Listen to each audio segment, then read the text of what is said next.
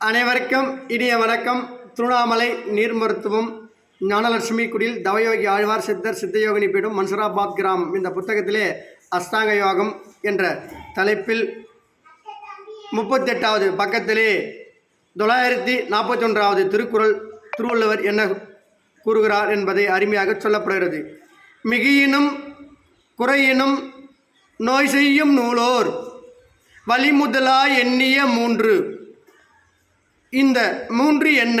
இந்த திருக்குறளே சொல்லப்படுகின்ற மூன்று என்ன அப்படி நம்ம பார்த்தோம்னா, வழிமுதலா எண்ணிய மூன்று என்ற சொற்றொடர் எதை குறிக்கிறது? கருத்து வித்தியாசம் இல்லாமல் நாம் பார்க்க வேண்டும். வாதம் என்று சொல்லப்படுகின்ற வாதத்தையும், பித்தம் என்று அழைக்கப்படுகின்ற பித்தத்தையும், சுலோத்தமம் என்று சொல்லப்படுகின்ற சளி, இவை மூன்றும் ஜீரண நீர்களாக குறிக்கப்படுகிறது மனித உடலில்.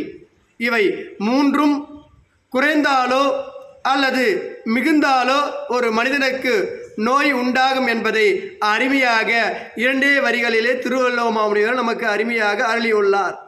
அப்போ இந்த மூன்றும் சுரக்காமல் இருப்பதற்கு என்னவை? அதான் நியூட்ரல் பாடி, சமநிலை செய்யப்பட்ட பாடி என்று நாம் வைத்துக்கொள்ள வேண்டும்.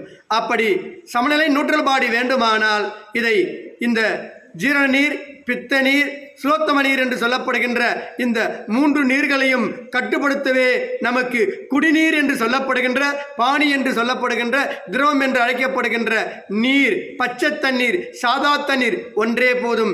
இந்த நீரை மட்டுமே வைத்துக்கொண்டு மனிதன் முயற்சியின் காரணமாகவும் இந்த மனிதன் இந்த நீர் மருத்துவத்தை கடைபிடித்து செயல்பட்டானால் போதும் இந்த மூன்று நீர்களையும் சுரக்காமல் நியூட்ரல் பாடியாக மாற்றி, நடுநிலைத்தன்மை பாடியாக மாற்றி நாம் என்றும் நிலைத்து வாழ முடியும் என்ற உன்னத கருத்தை திருவள்ளுவர் மாமுனிகள் 2000 வருடங்களுக்கு முன்னதாகவே இந்த மனிதனுக்கு பிறவி என்ற சொல்லப்படுகின்ற பசி அறுக்க முடியும் என்ற உன்னத கருத்தை நீர் ஒன்றை வைத்தே நமக்கு அருமையாக சொல்லியிருக்கிறார். ஆகினால் அனைவரும் இதை படிப்போம், பயன்பெறுவோம். உங்களின் ஆத்ம நண்பன். நன்றி, வணக்கம்.